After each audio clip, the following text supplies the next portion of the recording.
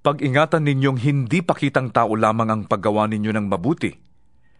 Kapag ganyan ang ginawa ninyo, wala kayong matatamong gantimpala buhat sa inyong amang nasa langit.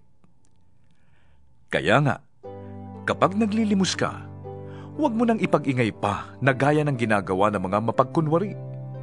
Naglilimos sila sa mga sinagoga at sa mga lansangan upang sila'y mapuri ng mga tao. Sinasabi ko sa inyo, tinanggap na nila ang kanilang gantimpala. Sa halip, kapag naglilimos ka, huwag mo nang ipaalam ito sa pinakamatalik mong kaibigan.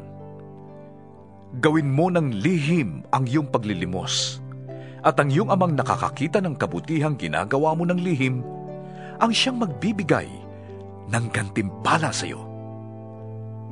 Kapag nananalangin kayo, huwag kayong tumulad sa mga mapagkunwari. Mahilig silang manalangin nakatayo sa mga sinagoga at sa mga kanto upang makita ng mga tao. Sinasabi ko sa inyo, tinanggap na nila ang kanilang gantimpala. Ngunit kapag mananalangin ka, pumasok ka sa iyong silid at isara mo ang pinto. Saka ka manalangin sa iyong amang hindi mo nakikita, at ang iyong amang nakakakita ng ginagawa mo ng lihim ang siyang magbibigay sa iyo ng gantimpala.